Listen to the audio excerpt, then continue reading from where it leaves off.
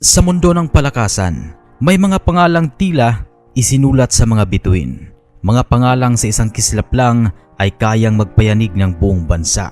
At sa kasaysayan ng Philippine basketball, iilan lang ang may ganyang uri ng kapangyarihan. Isa na rito, si Terrence Bill Romeo.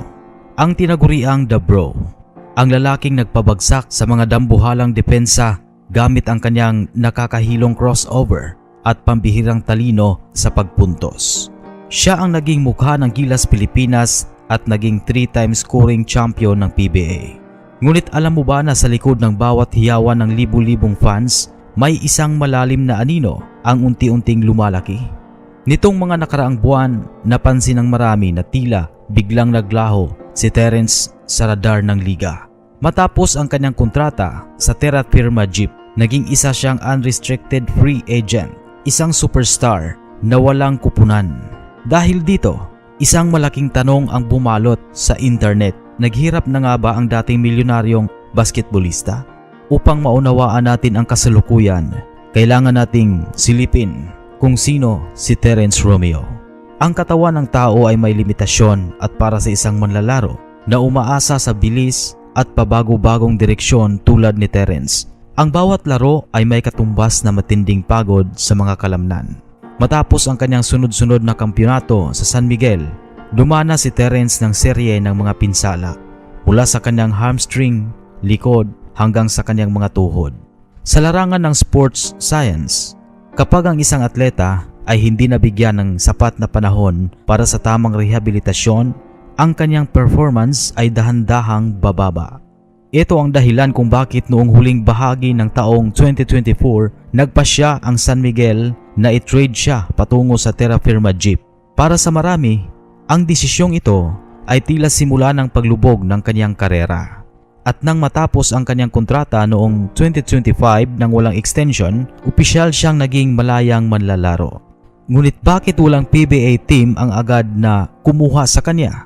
Dito na nagsimula ang haka-haka ng publiko na siya ay tuluyan ng tulad ng isang bituing nawalan ng liwanag. Ngunit hindi lang sa loob ng court may kinaharap na unos si Terrence.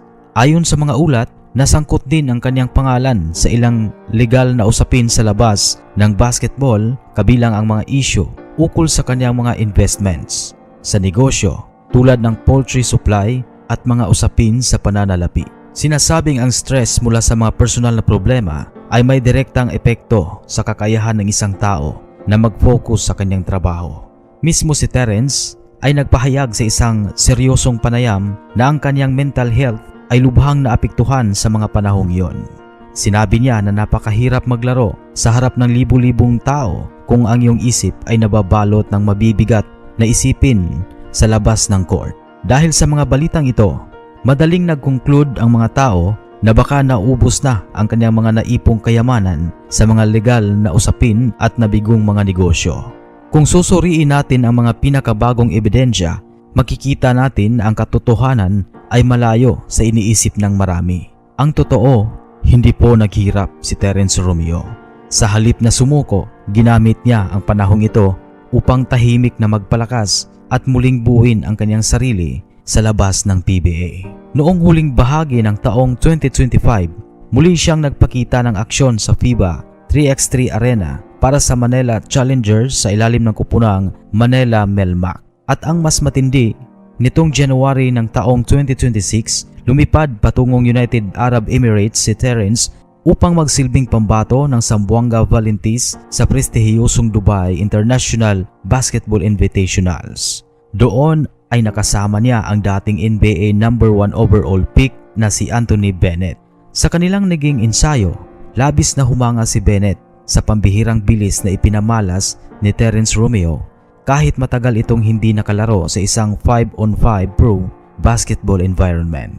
Ang mga ganitong international tournament ay nagbibigay ng mataas na kita at allowances para sa mga piling world-class imports. Ibig sabihin, ang kanyang pananalapi ay nananatiling matatag at malayo sa salitang naghirap. Ngayong taon, dumarami ang mga ulat mula sa mga insiders na nagpapahiwatig ng kanyang posibleng muling pagbabalik sa PBA. Ayon sa mga pinakahuling balita, nananatiling bukas si Terrence sa paglalaro muli sa lokal na liga Ngunit sa pagkakataong ito, nais niya ng isang kupunan na may buong tiwala sa kanyang kakayahan at bibigyan siya ng tamang papel sa loob ng court. May mga ugong-ugong ukol sa mga diskusyon sa ilalim ng San Miguel Corporation banner, tulad ng Barangay Ginebra o Magnolia Hotshots, kung saan ang kanyang talento sa scoring ay malaking tulong sa kanilang kampanya. May mga haka-haka rin na ang kupunan ng Converge Fibersers ay may interes na makuha ang kanyang serbisyo upang maging gabay sa kanilang mga batang manlalaro. Sa edad na 34, ang isang manlalaro ay tinuturing pang nasa kanyang prime o rurok kung mapapanatili ang kondisyon ng katawan.